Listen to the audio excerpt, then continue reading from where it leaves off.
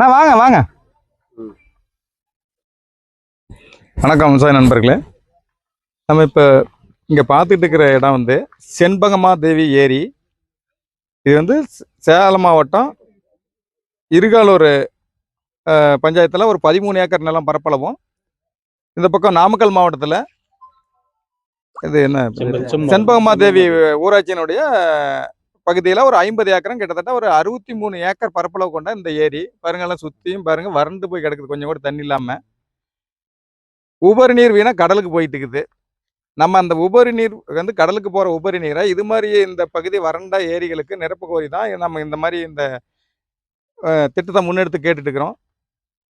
வள்ளுவர் அன்றைக்கு 2000 ஆண்டுகளுக்கு முன்னே சொல்லிட்டாரு, நீரின்றி அமையாது உலகு அப்படிங்கிற ஒரே வார்த்தையில் எல்லாத்தையும் முடிச்சிட்டாரு. இந்த தண்ணி இல்லைன்னா மக்களுடைய ஒழுக்கம் கெட்டு போய் எல்லாம் பஞ்சம் பட்டினி வந்து ஒருவர் ஒரு அடித்து புடுங்கிட்டுங்கிற ஒரு சூழ்நிலை வந்துடும். அதாவது ஒழுக்கம் கெட்டு போயின்னு ஒரே வார்த்தையில் முடிக்கிறாரு. இந்த மாதிரி சூழ்நிலை வரக்கூடாது. நம்ம தமிழ்நாடு முழுக்க வந்து எல்லாம் வந்து எந்த காலத்துக்குமே தண்ணீர் பஞ்சம் வராது. இந்த உபரி நீர் மட்டும் இந்த மாதிரி ஏரிகளுக்கெல்லாம் நிரப்பிட்டா அப்படிங்கிறதுக்காக தான் நம்ம இதை முன்னெடுத்து செஞ்சுட்டு இருக்கிறோம். கண்டிப்பாக இதுலேருந்து நம்ம பார்த்துக்கிட்டு இப்போ அந்த ஏரியெல்லாம் பார்த்தீங்கன்னா, இப்போ செல்லியம்மன் கோயில் பெரிய ஏரியிலிருந்து இயற்கை வழித்தடத்திலேயே இந்த ஏரியெல்லாம் இப்போ நம்ம பார்த்த ஏரிகள்லாம் இருக்குது. அதாவது காளிக்குட்டை ஏரி, அதுக்கு அடுத்தது இந்த இருகாலூர் மேட்டுப்பாளையம் ஏரி, அது ஒரு 35 ஏக்கருக்கு மேலே இருக்கக்கூடிய இடம். அதுக்கு அடுத்ததாக செண்பக தேவி. இந்த மாதிரி இன்னும் வழியில் என்ன 2-3 இடம் இருக்குது. இதெல்லாம் பார்த்தீங்கன்னா ஒரு கிட்டத்தட்ட ஒரு 200 ஏக்கருக்கு மேலே பரப்பளவு உள்ள ஏரிங்க மொத்தமாக.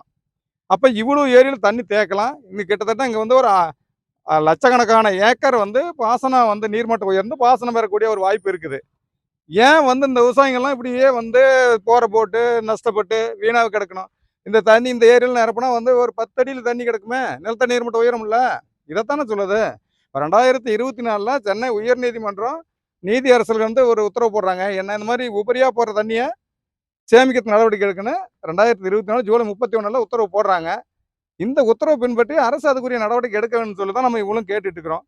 இதுக்காக தான் இந்த ஏரிங்கெல்லாம் வந்து பார்த்து இந்த மாதிரி இயற்கை வழித்தடமாக இருந்தால் உடனே செய்யலாமே அப்படிங்கிறது அரசினுடைய கவனத்துக்கு கொண்டு போவதற்காக தான் இப்போ நம்ம இந்த இதை வந்து பார்த்துட்டு இருக்கிறோம்.